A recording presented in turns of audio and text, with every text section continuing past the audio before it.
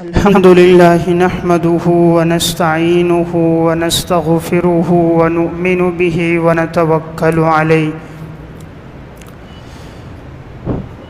ونعوذ بالله من شرور أنفسنا ومن سيئات أعمالنا من يهده الله فلا مضل له ومن يضلله فلا هادي له وأشهد أن لا إله إلا الله وحده لا شريك له وأشهد أن محمدًا عبده ورسوله أما بعد فأعوذ بالله من الشيطان الرجيم بسم الله الرحمن الرحيم قل إن كنتم تحبون الله فاتبعوني يحببكم الله ويغفر لكم ذنوبكم والله غفور رحيم وقال الله تبارك وتعالى في مقام آخر لقد كان لكم في رسول الله أسوة حسنة لمن كان يرجو الله واليوم الآخر وذكر الله كثيرا وقال الله تبارك وتعالى في القرآن المجيد والفرقان الحميد وما آتاكم الرسول فخذوه وما نهاكم عنه فانتهوا وقال النبي صلى الله عليه وسلم كل أمتي يدخلون الجنة إلا من أبى قيل ومن أبى قال من أطاعني دخل الجنة ومن عصاني فقد أبى وقال النبي صلى الله عليه وسلم لا يؤمن أحدكم حتى أكون أحب إليه من والده وولده والناس أجمعين صدق اللہ العظیم۔ میرے انتہائی واجب الاحترام قابل صد احترام بھائیوں، دوستوں اور بزرگوں، ربیع الاول کا باسعادت اور بابرکت مہینہ چل رہا ہے۔ یہی وہ مہینہ ہے کہ جس میں سرکار دو عالم امام الانبیاء حضرت محمد مصطفیٰ صلی اللہ علیہ وسلم دنیا میں تشریف لائے، اور اسی مہینے میں رسول اللہ صلی اللہ علیہ وسلم نے دنیا سے پردہ فرمایا۔ تو ربیع الاول کا معنی ہوتا ہے پہلی بہار۔ ربیع عربی زبان میں بہار کو کہتے ہیں، تو ربیع الاول کا معنی پہلی بہار۔ آپ صلی اللہ علیہ وسلم کی آمد یہ بھی ایک بہار ہے، اور عموماً یہ مہینہ عرب میں جن مہینوں میں آتا تھا، ان مہینوں میں جو موسم ہوتا تھا وہ بھی بہار کا موسم ہوتا تھا۔ تو گویا موسم بھی بہار کا ہونا، مہینہ بھی بہار کا، اور آپ کی آمد بھی بہار ہے کہ آپ کے آنے سے پہلے ظلم و ستم عام تھا، قتل و غارت گیری عام تھی، لیکن آپ کے آنے سے امن و امان قائم ہوا۔ اب رسول اللہ صلی اللہ علیہ وسلم جب دنیا میں تشریف لائے ہیں، آپ کی آمد کا مقصد یہ ہے کہ انسان آپ صلی اللہ علیہ وسلم کی ذات پر ایمان لے کر آئے، آپ کی عظمت اور توقیر کرے، آپ صلی اللہ علیہ وسلم سے سب سے زیادہ محبت کرے۔ لا یؤمن احدکم حتی اکون احب الیہ من والدہ وولدہ والناس اجمعین۔ تم میں سے کوئی انسان اس وقت تک مسلمان نہیں ہو سکتا جب تک اسے رسول اللہ صلی اللہ علیہ وسلم سے محبت اپنے والدین سے زیادہ، اپنی اولاد سے زیادہ، اور تمام انسانوں سے زیادہ حضور سے محبت نہ ہو۔ تو آپ صلی اللہ علیہ وسلم سے محبت بھی ضروری ہے، اور آپ کی اتباع بھی ضروری ہے، آپ کی اطاعت بھی ضروری ہے۔ اطاعت اور اتباع کا مطلب یہ ہے کہ رسول اللہ صلی اللہ علیہ وسلم جو شریعت لے کر آئے، آپ صلی اللہ علیہ وسلم کی شریعت کی پیروی کرنا، خود بھی اس پر چلنا، اوروں کو بھی اس کی دعوت دینا، اور آپ کے اسوہ حسنہ کو عام کرنا۔ قرآن کریم میں اللہ رب العزت نے ارشاد فرمایا، قُلْ إِن كُنتُمْ تُحِبُّونَ اللَّهَ فَاتَّبِعُونِي يُحْبِبْكُمُ اللَّهُ وَيَغْفِرْ لَكُمْ ذُنُوبَكُمْ، اگر تم یہ چاہو کہ اللہ تم سے محبت کرے اور اللہ تمہارے گناہوں کو معاف کر دے تو میری اتباع کرو، اللہ تمہارے گناہ بھی معاف کر دے گا اور اللہ تم سے محبت بھی کرے گا۔ واللہ غفور الرحیم، اللہ بخشنے والا ہے، رحم کرنے والا ہے۔ تو گویا اللہ رب العزت نے گناہوں کی بخشش کو اور اپنی محبت کو جو جوڑا ہے وہ رسول اللہ صلی اللہ علیہ وسلم کی اتباع پر جوڑا ہے۔ قرآن کریم میں اللہ رب العزت نے فرمایا، یا ایھا الذین آمنوا اطیعوا اللہ واطیعوا الرسول واولی الامر منکم، اے ایمان والو تم اللہ کی بھی اطاعت کرو اور اللہ کے رسول کی بھی اطاعت کرو۔ رسول اللہ صلی اللہ علیہ وسلم کی اطاعت و فرما برداری حقیقت میں اللہ رب العزت کی اطاعت ہے۔ وَمَن يُطِعِ الرَّسُولَ فَقَدْ أَطَاعَ اللَّهَ، جس نے رسول کی اطاعت کی اس نے حقیقت میں اللہ کی اطاعت کی۔ جب جہنمی جہنم میں جائیں گے اس وقت وہ قیامت کے دن یہ تمنا کریں گے، یقولون یا لیتنا اطعنا اللہ واطعنا الرسول، کاش کہ ہم اللہ اور اللہ کے رسول کی اطاعت کرتے تو ہم لوگ بچ جاتے، لیکن ہم نے اپنے سرداروں کی، اپنے وڈیروں کی، اپنی لیڈروں کی اطاعت کی تو ہم گمراہ ہو گئے۔ تو قیامت کے دن وہ کہیں گے، اے اللہ تو انہیں ڈبل عذاب دے، انہیں ڈبل سزا دے کہ ان کی وجہ سے ہم لوگ راستے سے بھٹک گئے۔ یعنی جہنمی یہ کہیں گے کاش کہ ہم اللہ اور اس کے رسول کی اطاعت کرتے۔ معلوم ہوا کہ اطاعت اور اتباع بہت ضروری ہے۔ قرآن کریم میں اللہ رب العزت فرماتے ہیں، وَمَا آتَاكُمُ الرَّسُولُ فَخُذُوهُ وَمَا نَهَاكُمْ عَنْهُ فَانْتَهُوا، رسول جو تمہیں دیں تم اس کو لے لو، اور رسول جس چیز سے تمہیں منع کریں تم اس سے باز آ جاؤ۔ اللہ رب العزت نے آپ صلی اللہ علیہ وسلم کی زندگی کو ہمارے لیے ایک بہترین نمونہ بنایا۔ لَقَدْ كَانَ لَكُمْ فِي رَسُولِ اللَّهِ أُسْوَةٌ حَسَنَةٌ لِمَنْ كَانَ يَرْجُو اللَّهَ وَالْيَوْمَ الْآخِرَ وَذَكَرَ اللَّهَ كَثِيرًا، نبی اکرم صلی اللہ علیہ وسلم نے بھی احادیث میں اطاعت اور اتباع پر بہت زور دیا۔ آپ صلی اللہ علیہ وسلم نے فرمایا، کل امتی یدخلون الجنت الا من ابا، میری ساری امت جنت میں داخل ہوگی سوائے ان لوگوں کے جنہوں نے انکار کیا۔ صحابہ اکرام نے پوچھا، یہ انکار کرنے والے کون لوگ ہیں؟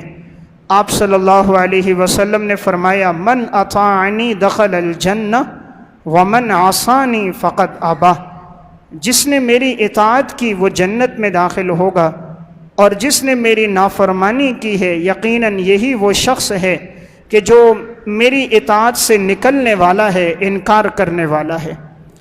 یعنی میری بات ماننے والا، اطاعت کرنے والا ہے، اور میرے لائے ہوئے احکامات سے روگردانی کرنے والا یہی وہ شخص ہے جو اعراض کرنے والا ہے۔ آپ صلی اللہ علیہ وسلم نے فرمایا، من اکل طیبا، جو شخص رزق حلال کھائے، وعمل فی سنت، میری سنتوں پر عمل کرے، وامن الناس بوائقہ، لوگ اس کے شر سے محفوظ ہوں، دخل الجنہ، یہ شخص جنت میں داخل ہوگا۔ تو آپ صلی اللہ علیہ وسلم نے جنت کی بشارت 3 چیزوں پہ فرمائی، ان میں ایک چیز رزق حلال، اور دوسری چیز آپ صلی اللہ علیہ وسلم کی سنتوں کی اتباع، اور تیسری چیز کہ مخلوق خدا میں انسان کسی کو تکلیف نہ پہنچائے۔ تو میں عرض کر رہا تھا، قرآن و سنت میں اتباع پر بڑا زور دیا گیا ہے، یعنی انسان آپ صلی اللہ علیہ وسلم کے احکامات پر عمل کرے۔ حضرات صحابہ اکرام میں اتباع رسول کس طرح تھا؟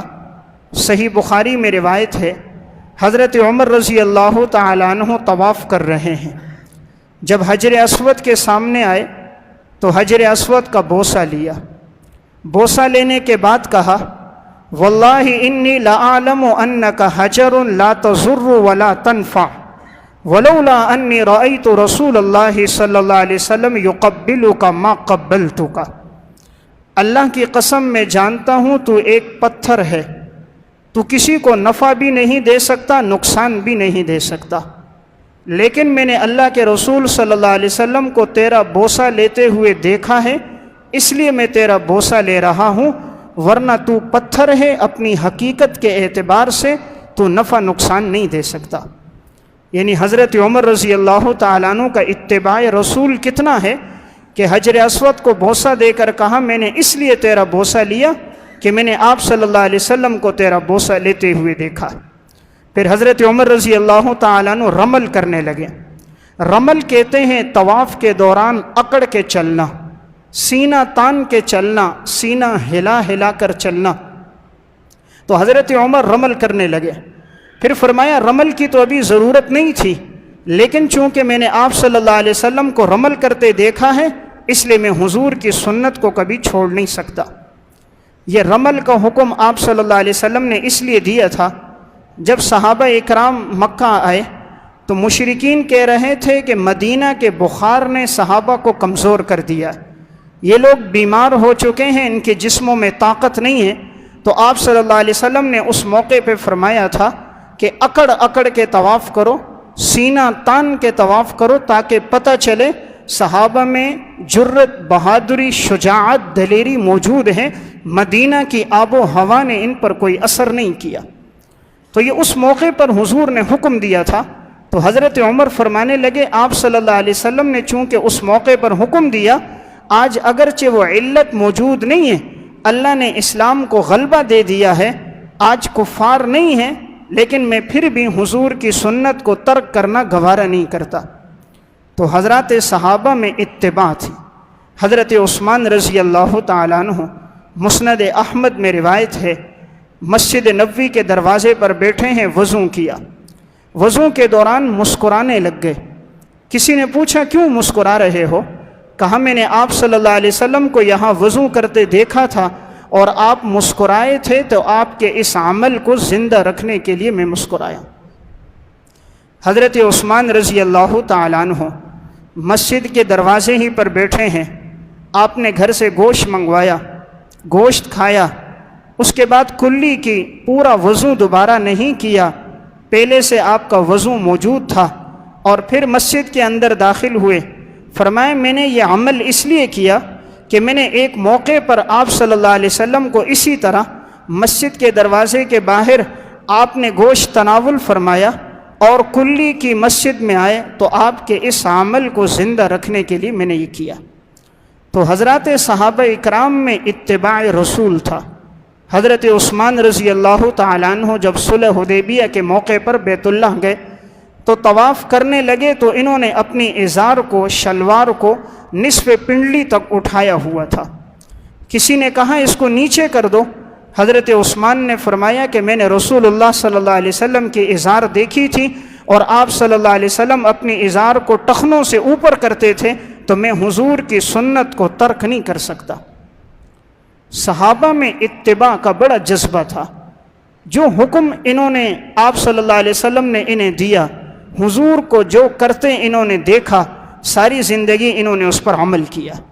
حضرت علی رضی اللہ تعالیٰ عنہ وضو کیا، وضو کرنے کے بعد بچا ہوا پانی تھا وضو کا، کھڑے ہو کر آپ نے پی لیا۔ کسی نے پوچھا یہ کیوں؟ فرمایا میں نے آپ صلی اللہ علیہ وسلم کو ایک موقع پر دیکھا تھا کہ آپ نے وضو فرمایا تھا، اور وضو کے بچے ہوئے پانی کو آپ نے کھڑے ہو کر پیا تھا، آپ کی سنت کو زندہ کرنے کے لیے کیا۔ صحابہ میں عمل بالحدیث، اطاعت رسول، اتباع رسول بہت زیادہ تھا۔ صحیح بخاری میں روایت ہے، حضرت ام حبیبہ رضی اللہ تعالیٰ عنہ رسول اللہ صلی اللہ علیہ وسلم کی گھر والی ہیں۔ ان کو خبر پہنچی کہ ان کے والد ابو سفیان کا انتقال ہو گیا۔ حافظ ابن حجر نے فتح الباری میں لکھا ہے کہ حقیقت میں وہ ان کے بھائی کا انتقال ہوا تھا، یزید کا۔ انتقال کی خبر پہنچی، 3 دن تک یہ سوگ کی حالت میں تھیں۔ 3 دن کے بعد ام حبیبہ نے خوشبو منگوائی، اپنے کپڑوں پر خوشبو لگوائی، گھر میں جو نیا لباس تھا وہ لباس پہنا، پہننے کے بعد کہا مجھے اس لباس کی حاجت نہیں تھی، مجھے خوشبو لگانے کی ضرورت نہیں تھی، لیکن چونکہ میں نے رسول اللہ صلی اللہ علیہ وسلم سے سنا ہے، آپ نے فرمایا کہ عورت جو ہے 3 دن تک سوگ منا سکتی ہے سوائے اپنے شوہر کے، کہ شوہر کے انتقال پر یہ 4 مہینے 10 دن سوگ کی حالت میں رہے گی، اس کے علاوہ 3 دن سے زیادہ کسی کا سوگ نہیں ہے، غم 3 دن تک ہے۔ تو 3 دن تک میرے بھائی کا انتقال ہوا تھا، میں غم کی حالت میں تھی، آج 4تھا دن ہے، حضور کی اس حدیث پر عمل کرنے کے لیے میں نے خوشبو منگوائی تاکہ سوگ کی حالت ختم ہو جائے۔ اس قدر عمل تھا حضرات صحابیات کی زندگی میں بھی۔ امام بخاری رحمۃ اللہ علیہ نے صحیح بخاری میں روایت نقل کی، حضرت ام عطیہ رضی اللہ تعالی عنہ کے بیٹے کا انتقال ہو گیا۔ 3 دن کے بعد انہوں نے بھی خوشبو منگوائی، کپڑوں پہ لگائی، اپنا دوسرا لباس پہنا۔ کسی نے کہا تمہارے گھر میں تو تمہارے بیٹے کی وفات ہوئی ہے، بہت بڑا سوگ ہے، غم کی حالت ہے۔ فرمایا مجھے بھی معلوم ہے بیٹے کا حادثہ ایک بڑا حادثہ ہے، لیکن شریعت پہ چلنا اس سے کئی گنا ضروری ہے، اور آپ صلی اللہ علیہ وسلم نے فرمایا 3 دن سے زیادہ سوگ نہیں ہوگا، تو 3 دن پورے ہو چکے ہیں، اس لیے میں نے خوشبو منگوائی تاکہ سوگ کی حالت ختم ہو جائے۔ یہ تھے حضرات صحابہ اکرام جن کی زندگی میں اطاعت رسول، اتباع رسول بہت تھا۔ وہ حضور کی جس سنت کو دیکھتے اس پر عمل کرتے تھے۔ آج ہمیں دین کا علم ہے لیکن عمل نہیں ہے۔ معلوم ہے نماز 5 وقت فرض ہے، لیکن جمعے کے علاوہ نمازی نظر نہیں آتے۔ معلوم ہے آپ صلی اللہ علیہ وسلم کا اسوہ حسنہ، آپ کا لباس، آپ کی وضاقتہ، چہرے پہ داڑھی سجانا، آپ کے طرز زندگی کے مطابق زندگی گزارنا جانتے ہیں، لیکن اطاعت نہیں ہے۔ صحابہ اکرام میں یہ وصف تھا، حضور کی جو بات ان کے سامنے آتی تھی فوراً وہ لوگ اس پہ اطاعت اور عمل کرنا اپنی زندگی میں ضروری سمجھتے تھے۔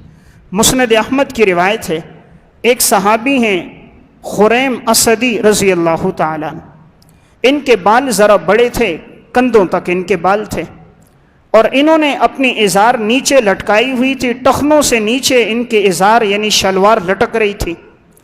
آپ صلی اللہ علیہ وسلم نے انہیں دیکھا، دیکھنے کے بعد حضور نے ایک جملہ کہا، نعم الرجل خریم الاسدی لولا طول جمتہ و اسبال ازارہ۔ خریم اسدی بڑا بہترین انسان ہے، کاش اس کے سر کے بال اتنے لمبے نہ ہوتے اور اس کے پانچے اس کے ٹخنوں سے نیچے نہ لٹکتے۔ خریم بہترین انسان ہے، کاش اس کے بال اتنے لمبے نہ ہوتے اور اس کے پانچے ٹخنوں سے نیچے نہ لٹکتے۔ یہ بات جیسے صحابی کو پہنچی کہ حضور نے میرے بارے میں کہا ہے، اسی ٹم اٹھ کر گئے، کینچی لی، سارے بال بھی کاٹ دیے، کینچی لی، اپنی ازار بھی آدھی پنڈلی سے کاٹ دی۔ ساری زندگی پھر ان کی شلوار آدھی پنڈلی سے نیچے نہیں ہوتی تھی۔ یہ تھا عمل بالرسول، یہ تھا اطاعت اور اتباع رسول۔ آج ہم کلمہ تو پڑھتے ہیں کہ ہم آپ صلی اللہ علیہ وسلم کو رسول مانتے ہیں، لیکن شادی کا موقع ہوتا ہے سب سے زیادہ دین کے خلاف ہم کرتے ہیں۔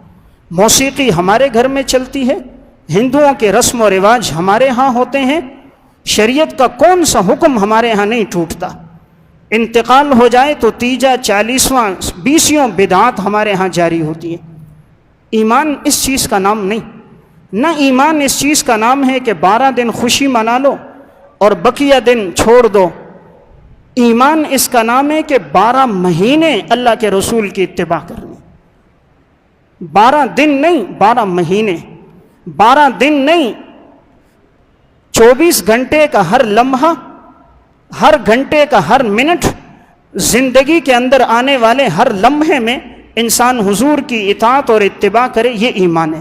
پوچھ پوچھ کر عمل کرے کہ اس موقع پر آپ صلی اللہ علیہ وسلم نے کیا کیا، آپ کی اس موقع پر کیا سنت ہے، گھر میں داخل ہونے میں آپ کے مسنون اعمال کیا، باہر نکلتے ہوئے کیا، آپ کی معاشرت کیسی تھی، آپ کی خرید و فروخت اور معاملات کیسے تھے، آپ کی عبادت کیسی تھی۔ جب انسان پوچھ پوچھ کے چلتا ہے، سنتوں پہ عمل کرتا ہے، تو اسے رسول اللہ صلی اللہ علیہ وسلم سے محبت نصیب ہوتی، اور حضور کی محبت ہوتی ہے تو رزق میں برکت ہوتی۔ میں عرض کر رہا تھا کہ صحابیات کی محبت کیسی ہے۔ علامہ ابن عبد البر رحمۃ اللہ علیہ کی کتاب ہے الاستیعاب فی معرفت الاصحاب، اس میں انہوں نے حضرت جلیبیب رضی اللہ تعالیٰ عنہ کے حالات میں ایک واقعہ لکھا۔ حضرت جلیبیب ایک صحابی ہیں، لیکن یہ شکل و صورت کے اعتبار سے سیاہ فام تھے، خوبصورت نہیں تھے، ہونٹ بھی بڑے بڑے تھے، پاؤں کی ایڑیاں بھی کچھ پھٹی ہوئی تھیں، ظاہری اعتبار سے حسین نہیں تھے۔ حضور کے پاس آئے، یا رسول اللہ میں نکاح کرنا چاہتا ہوں، لیکن مجھے کون بیٹی دے گا؟ یعنی بظاہر میرے پاس مال بھی موجود نہیں ہے، کوئی عہدہ اور منصب بھی نہیں ہے، حسن و جمال بھی نہیں ہے، تجارت بھی نہیں ہے، بھلا مجھے کون رشتہ دے گا؟ آپ صلی اللہ علیہ وسلم نے فرمایا فلاں انصاری کے گھر جاؤ، اور اس کے گھر بیٹی جوان ہے، آپ کو علم تھا، آپ نے فرمایا جاؤ اسے کہو کہ حضور نے بھیجا ہے کہ اپنی بیٹی کا رشتہ میرے ساتھ کرا دو۔ جلیبیب صحابی گئے، دروازے پر دستک دی، اندر سے پوچھا کون؟ کہا آپ صلی اللہ علیہ وسلم نے بھیجا ہے کہ اپنی بیٹی کا نکاح میرے ساتھ کرا دو۔ لڑکی کی والدہ کو جب یہ بات پہنچی تو انہوں نے پہچان لیا جلیبیب فلاں ہیں۔ اب بظاہر دولت نہیں، پیسہ نہیں، عہدہ نہیں، جائیداد نہیں، حسن و جمال نہیں، تو ان کے ذہن میں یہ بات آئی کہ رشتے سے انکار کر دیا جائے۔ اب وہ رشتے سے انکار کرنے لگی تھی کہ پیچھے بیٹی کو پتہ چل گیا کہ آپ صلی اللہ علیہ وسلم نے ان کو بھیجا ہے، تو انہوں نے فوراً اپنی والدہ سے کہا اماں جان رشتے سے انکار نہ کرنا، یہ جیسا کیسا بھی ہے میں زندگی اس کے ساتھ گزاروں گی، اس لیے کہ اسے آپ صلی اللہ علیہ وسلم نے بھیجا۔ اور یہ آیت پڑھی وَمَا كَانَ لِمُؤْمِنٍ وَلَا مُؤْمِنَةٍ إِذَا قَضَى اللَّهُ وَرَسُولُهُ أَمْرًا أَن يَكُونَ لَهُمُ الْخِيَرَةُ مِنْ أَمْرِهِمْ۔ کوئی مسلمان اس وقت تک مسلمان نہیں ہو سکتا، نہ مرد نہ عورت، جب تک وہ اللہ کے رسول کے فیصلے پہ راضی نہ ہو، جب تک اللہ کے رسول کی لائی ہوئی شریعت کے احکامات پر عمل نہ کرے، قرآن کہتا ہے وہ مسلمان نہیں ہے۔ تو کہا کہ حضور نے اسے بھیجا ہے، اس کی شکل و شباہت نہ دیکھو، دیکھو بھیجنے والا کون ہے۔ رشتے پہ لڑکی راضی ہو گئی۔ آپ صلی اللہ علیہ وسلم کو خبر پہنچی کہ بیٹی نے یہ جملہ کہا ہے کہ حضور نے بھیجا ہے، میں راضی ہوں۔ آپ صلی اللہ علیہ وسلم نے ہاتھ پھیلا کر دعا دے دی۔ آپ نے فرمایا اے اللہ تو جلیبیب کے گھرانے میں برکت ڈالنا، اور اس لڑکی نے چونکہ حضور کے حکم کی لاج رکھی تھی، آپ نے فرمایا اے اللہ تو اس کے رزق میں برکت دینا، تو اسے معاشرے میں عزت عطا فرمانا۔ ابن عبد البر لکھتے ہیں جلیبیب کی تو شہادت ہو گئی تھی، لیکن انصار کی عورتوں میں اس سے زیادہ مالدار کوئی عورت نہیں تھی، اس سے زیادہ اللہ کے راستے میں خرچ کرنے والی کوئی نہیں تھی۔ اللہ کے رسول کی دعا ملی، اللہ نے اتنا مال دیا اس عورت کو، اتنا مال دیا، مدینہ میں سب سے زیادہ خرچ کرنے والی کوئی تھی تو یہ عورت تھی۔ آپ صلی اللہ علیہ وسلم کے فیصلے پہ راضی ہوئی تو اللہ نے مال میں برکت ڈال دی۔ یہی جلیبیب صحابی، صحیح مسلم میں روایت ہے ان کے فضائل میں، آپ صلی اللہ علیہ وسلم صحابہ کے ساتھ ہیں، آپ فرماتے ہیں دیکھو شہداء کو تلاش کرو، کتنے لوگ شہید ہو گئے۔ صحابہ اکرام تلاش کر رہے ہیں، تلاش کرتے کسی نے بتایا اتنے صحابہ شہید ہوئے، اتنے ہوئے۔ آپ نے فرمایا مجھے جلیبیب نظر نہیں آ رہا، دیکھو وہ کہاں ہے۔ جب صحابہ نے دیکھا تو وہ شہید تھے، دائیں طرف اور بائیں طرف 7 کفار کو قتل کیا تھا، اور جلیبیب کی جسم ان کے اوپر پڑا تھا اور ان کی شہادت ہو گئی تھی۔ آپ صلی اللہ علیہ وسلم کو جب بتلایا گیا، رسول اللہ صلی اللہ علیہ وسلم آئے، حضرت جلیبیب کو دیکھا، آپ نے فرمایا جلیبیب وہ ہے کہ جس نے قتل 7 آدمیوں کو قتل کیا، ثم قتلوہ، پھر یہ بھی اللہ کے راستے میں قتل ہو گیا۔ آپ نے فرمایا انا منہ وہو منی، میں جلیبیب سے ہوں اور جلیبیب مجھ سے ہے۔ آپ صلی اللہ علیہ وسلم نے جلیبیب کے جسم کو اپنے ہاتھوں پہ اٹھایا۔ صحابہ فرماتے ہیں نیچے کوئی چارپائی نہیں تھی، آپ نے اپنے ہاتھوں میں اس کا جسم لیا اور لے کر گئے قبر میں، آپ نے خود اسے اتارا۔ جسم کے اعتبار سے سیاہ ہے، ہونٹ پھٹے ہیں، ایڑیاں پھٹی ہیں، لیکن اطاعت رسول ہے، اتباع رسول ہے۔ شریعت میں اعتبار جسم کا نہیں، حسن کا نہیں، دولت کا نہیں، رسول اللہ سے محبت اور اطاعت کا اعتبار ہے۔ آپ صلی اللہ علیہ وسلم یہ نہیں دیکھتے تھے یہ مالدار ہے، حسین ہے، آپ دیکھتے تھے فرما بردار کون ہے، اطاعت گزار کون ہے، میرے حکم پہ جان دینے والا کون ہے۔ تو حضور نے اپنے ہاتھوں میں اٹھایا اور جلیبیب کو قبر میں اتارا۔ تو میں عرض کر رہا تھا کہ نوجوان لڑکی ہے لیکن کتنی محبت کہ حضور کا حکم ہے تو آپ صلی اللہ علیہ وسلم کے حکم کو میں پیچھے نہیں کر سکتی۔ تو صحابہ اکرام میں اطاعت کا بڑا جذبہ تھا، انہیں جب بھی پتہ چلتا یہ آپ صلی اللہ علیہ وسلم کا حکم ہے، مرد ہو عورت ہو، ہمیشہ عمل کرتے۔ مسند احمد میں روایت ہے، رسول اللہ صلی اللہ علیہ وسلم کے ایک صحابی حضرت ثوبان رضی اللہ تعالیٰ عنہ، آپ صلی اللہ علیہ وسلم نے ایک موقع پر انہیں نصیحت کی تھی، لا تسأل الناس شیئا، لوگوں سے کبھی سوال نہ کیا کرو، اللہ کے سامنے کے علاوہ کسی کے سامنے ہاتھ نہ پھیلایا کرو۔ ہاتھ جب بھی پھیلاؤ اللہ کے سامنے پھیلانا، اللہ کے علاوہ مخلوق کے سامنے ہاتھ نہ پھیلانا، مخلوق سے کچھ مانگنا نہیں۔ حضور نے انہیں نصیحت کی، نصیحت پر اتنا عمل کیا، موت تک کسی سے کوئی چیز نہیں مانگی، یہاں تک کہ اگر یہ سواری پہ ہوتے اور اس دوران ان کا کوڑا نیچے گر جاتا تو یہ کسی کو نہیں کہتے تھے کوڑا اٹھا کر دو، سواری کو روکتے، نیچے اترتے، پھر کوڑا خود اٹھاتے تھے کہ آپ صلی اللہ علیہ وسلم نے مجھ سے کہا تھا کسی سے سوال نہیں کرنا، زندگی بھر عمل کر کے دکھایا۔ صحابہ اکرام کی زندگی میں عمل بہت تھا۔ سنن نسائی کی روایت ہے، رسول اللہ صلی اللہ علیہ وسلم کے پاس یمن سے دو عورتیں آئیں، ایک عورت تھی اور ایک اس کی بیٹی تھی۔ آپ صلی اللہ علیہ وسلم کے پاس آئیں تو بیٹی کے ہاتھ میں سونے کے دو کڑے تھے۔ آپ صلی اللہ علیہ وسلم نے پوچھا کیا تم نے اس سونے کی زکوٰۃ دی؟ اس کی ماں نے کہا یا رسول اللہ ہم نے زکوٰۃ نہیں دی۔ آپ نے فرمایا کیا تم یہ پسند کرتی ہو کہ اللہ اس سونے کے کڑے کے بدلے دو آگ کے کڑے تمہارے ہاتھ میں ڈالے؟ جب تم زکوٰۃ نہیں دو گی تو یہ سونا کل قیامت کے دن آگ بنے گا اور آگ کے کڑے تمہارے ہاتھ میں ڈالے جائیں گے۔ اس عورت نے کہا یا رسول اللہ میں یہ پسند کبھی نہیں کرتی۔ اسی وقت بیٹی کے ہاتھ سے دونوں سونے کے کڑے اتارے، آپ صلی اللہ علیہ وسلم کے سامنے رکھ دیے، یا رسول اللہ جہاں چاہو آپ اس کو خرچ کر لو، آج کے بعد ہم استعمال نہیں کریں گے۔ عورت کو سب سے زیادہ محبت سونے سے ہوتی ہے، اسی لیے وہ سونے کی خاطر اپنے جسم میں سوراخ کر دیتی ہے، اپنے کان میں سوراخ کر رہی ہے، ناک میں سوراخ کر رہی ہے، حالانکہ جسم عورت کا نازک ہے، تکلیف برداشت کیوں کر رہی ہے؟ سونے کی خاطر۔ لیکن کیا ایمان تھا حضرات صحابیات کا، چاہتی تو یہ کہہ دیتی یا رسول اللہ میں زکوٰۃ دے دوں گی۔ جب حضور نے فرمایا کیا تم پسند کرتی ہو کہ سونے کی جگہ آگ کے دو کڑے ہوں، دونوں اتار کر حضور کے سامنے رکھ دیے، یا رسول اللہ جہاں چاہو اس کو آپ خرچ کر دو۔ حضرت عبداللہ ابن عباس رضی اللہ تعالیٰ عنہ فرماتے ہیں آپ صلی اللہ علیہ وسلم عید کی نماز جب آپ نے پڑھائی، اس کے بعد آپ عورتوں میں گئے اور آپ نے تقریر کی۔ حضرات صحابیات تمام موجود تھیں، پردہ حائل تھا، آپ نے تقریر کرتے ہوئے صحابیات کو درس دیا اور فرمایا اللہ کے راستے میں خرچ کیا کرو، اللہ نے جو مال دیا ہے اس مال میں سے اللہ کے راستے میں دو۔ حضرت بلال کہتے ہیں میں نے چادر لی، اب میں گھومنے لگا، میں کیا دیکھتا ہوں کوئی عورت اپنے کالوں سے بالیاں نکال کے ڈال رہی ہے، کوئی اپنے گلے سے ہار کھول کے ڈال رہی ہے، کوئی اپنی انگلیوں سے انگوٹھیاں نکال کے ڈال رہی ہیں۔ جس کے پاس مال ہے وہ مال دے رہی ہے، جس کے پاس سونا ہے وہ سونا۔ اور جب یہ حضور کا بیان ختم ہوا تو سونے کا ایک ڈھیر لگ چکا تھا۔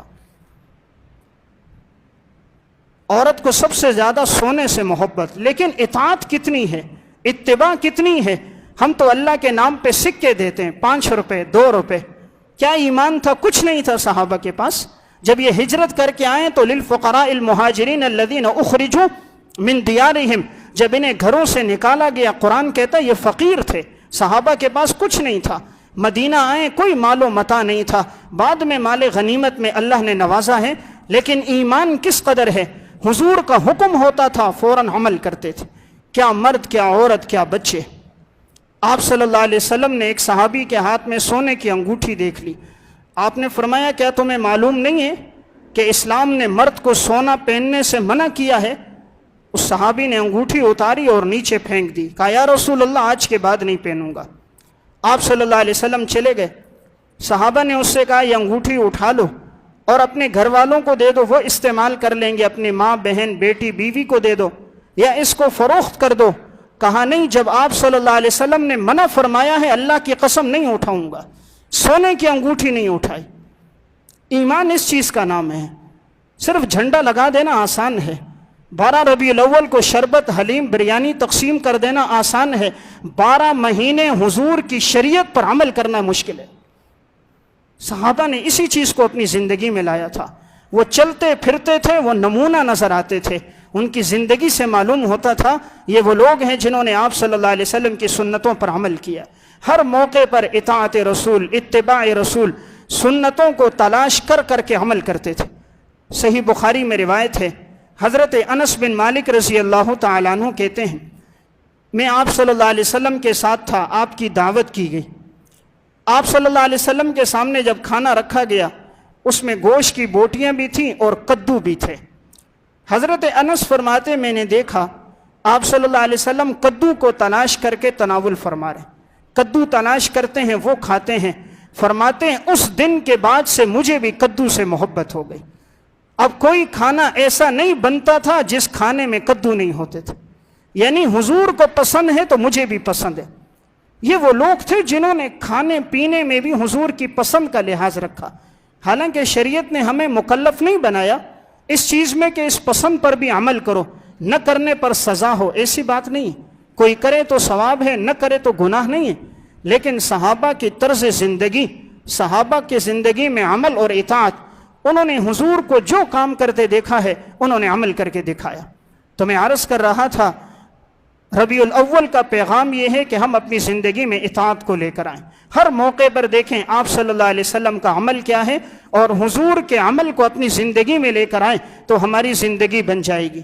حضرات صحابہ کی زندگی میں یہ وصف کتنا ہے عمل اور اطاعت کا۔ صحیح بخاری کتاب المغازی باب قتل کعب بن اشرف کے تحت واقعہ ہے۔ کعب بن اشرف ایک یہودی تھا، یہ آپ صلی اللہ علیہ وسلم کو معاذ اللہ برا بھلا کہتا، سب و شتم کرتا، گالیاں بھی دیتا، اور اس نے اپنی لونڈیاں رکھی تھیں، وہ حضور پر معاذ اللہ استہزاء بھی کرتی، آپ صلی اللہ علیہ وسلم کو برا بھلا کہتی۔ حضور نے ایک موقع پر فرمایا من لکعب بن اشرف، کون ہے جو کعب بن اشرف کو قتل کرے گا؟ صحابی تھے عبداللہ بن مسلمہ رضی اللہ تعالیٰ۔ فرمایا یا رسول اللہ پسند کرتے ہو کہ میں اس کو قتل کر دوں؟ آپ نے فرمایا ہاں میں پسند کرتا ہوں کہ اس بدبخت کو قتل کر دو۔ محمد بن مسلمہ نے حضور سے اجازت لی، یا رسول اللہ میں چند باتیں اس سے کہوں گا تاکہ میں اس کو اپنے اعتماد میں لے لوں اور پھر میں اس کے بعد اس کو قتل کروں گا۔ آپ نے فرمایا ٹھیک ہے تمہیں اجازت ہے۔ محمد بن مسلمہ گئے کعب بن اشرف کے پاس اور اس کے پاس جا کر اس نے کہا کہ مجھے کچھ قرضہ چاہیے۔ اس نے کہا کیوں قرضہ مانگنے آئے ہو؟ کہا کہ محمد صلی اللہ علیہ وسلم ہم سے زکوٰۃ اور صدقات مانگتے ہیں، میرے پاس نہیں ہے، اس لیے تم مجھے کچھ قرضہ دے دو۔ اس نے کہا میں نے تمہیں پہلے نہیں کہا تھا کہ محمد تم سے مال لے لے کر خرچ کر دیں گے؟ انہوں نے کہا ہاں اب کیا کریں؟ اب ایسے جملے اس لیے کہے تاکہ وہ اعتماد میں آ جائے۔ کہا بس اب چونکہ ایمان لایا ہے اب اس کو نبھائیں گے، دیکھیں گے اونٹ کس کروٹ پہ بیٹھتا ہے۔ اب اس نے قرضہ دینے لگا تو کہا شرط یہ ہے تب دوں گا جب اپنی بیوی کو رہن رکھواؤ گے۔ محمد بن مسلمہ نے کہا تم خوبصورت آدمی ہو، رہن رکھوائی بیوی کو، کہیں ایسا نہ ہو وہ تمہیں پسند کرے مجھے چھوڑ دے۔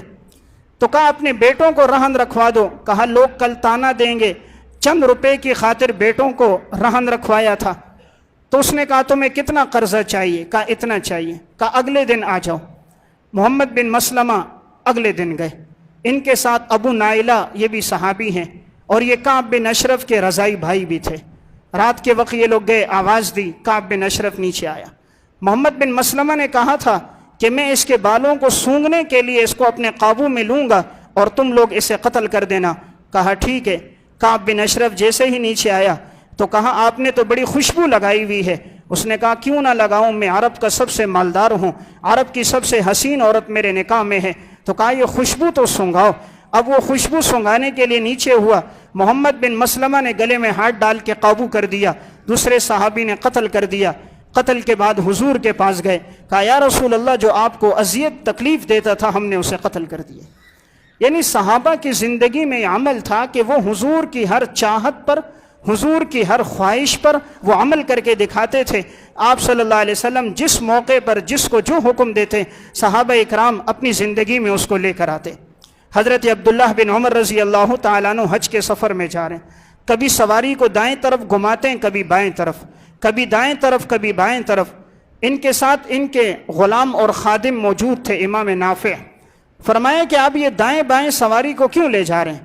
کہا اسی راستے سے آپ صلی اللہ علیہ وسلم اپنی سواری کو لے کر گئے تھے، اور اب میں اسی راستے سے میں بھی بیت اللہ جا رہا ہوں، کہیں ایسا نہ ہو میری سواری کے پاؤں اس جگہ نہ پڑ جائیں جہاں حضور کے سواری کے پاؤں پڑے تھے، اور یہ کہیں بے ادبی میں شمار نہ ہو جائے، اس لیے سواری کو کبھی دائیں طرف اور کبھی بائیں طرف گھما کر وہ پہنچے ہیں حرم۔ یعنی صحابہ کی زندگی میں اطاعت رسول بہت تھی۔ یہی عبداللہ ابن عمر ہیں، انہوں نے ایک موقع پر اپنے بیٹے سے کہا کہ اگر عورتیں مسجد آنے لگیں تو انہیں منع نہ کرو۔ ابتدائی اسلام میں چونکہ اجازت تھی، فتنوں کا دور نہیں تھا، پردے کا معمول تھا، نزول وحی کا دور تھا، صحابہ کا زمانہ تھا، اس لیے اجازت تھی، عورتیں مسجد میں نماز پڑھ سکتی تھی۔ انہوں نے اپنے بیٹے سے کہا کہ رسول اللہ صلی اللہ علیہ وسلم نے اجازت دی ہے، تو عورتیں اگر اجازت طلب کریں تو انہیں منع نہ کرو۔ اس بیٹے نے آگے سے کہہ دیا میں تو منع کروں گا، میں تو اپنی بیوی کو مسجد نہیں جانے دوں گا۔ عبداللہ ابن عمر کے چہرے کا رنگ سرخ ہو گیا۔ کہا بیٹا میں تمہیں رسول اللہ صلی اللہ علیہ وسلم کی حدیث سنا رہا ہوں کہ حضور نے اجازت دی ہے جانے دو، تم کہتے ہو میں نہیں جانے دوں گا۔ ساری زندگی اپنے بیٹے سے بات نہیں کی۔ سگا بیٹا ہے، خون کا رشتہ ہے، لیکن ایمان کا رشتہ خون کے رشتے سے بڑا ہوتا ہے۔ اطاعت اور اتباع کا رشتہ مال دولت ہر رشتوں سے بڑھ کر ہوتا ہے۔ تو انہوں نے کہا میں نے تمہیں حضور کا پیغام سنایا، تم نے حضور کی حدیث کو ٹھکرایا۔ تم یہ کہہ سکتے تھے حالات ٹھیک نہیں ہیں، تعویل کر سکتے تھے، لیکن تم نے یہ کیوں کہا میں نہیں جانے دوں گا؟ حضور جانے کا کہہ رہے ہیں، تم منع کر رہے ہو۔ اپنا بیٹا ہے لیکن زندگی بھر عبداللہ بن عمر نے بات نہیں کی۔ حضرت عبداللہ بن عمر رضی اللہ تعالیٰ عنہ جب رات کو سوتے تھے، ان کی وصیت ان کے سرہانے لکھے ہوتی تھی۔ کسی نے کہا یہ کیوں کرتے ہو؟ کہا میں نے آپ صلی اللہ علیہ وسلم سے سنا ہے، رسول اللہ صلی اللہ علیہ وسلم نے فرمایا جب بھی تم رات کو سونے لگو تو اپنی وصیت لکھ کے سویا کرو، تو کہیں ایسا نہ ہو اس حال میں موت آ جائے، اس لیے حضور کی اس حدیث پر روزانہ عمل کرتا ہوں۔ تو صحابہ کی زندگی میں اطاعت اور اتباع، میں یہی عرض کر رہا تھا، انسان اپنی زندگی میں اطاعت کو لے کر آئے تو وہ شخص کامیاب ہے۔ قرآن کریم نے جو وعدہ کیا ہے وہ اطاعت اور اتباع پر کیا ہے، اسی لیے حضرات صحابہ ہوں یا سلف ہوں، سب کی زندگی میں ایک چیز ہمیں نظر آتی ہے، وہ ایمان اور اطاعت تھی۔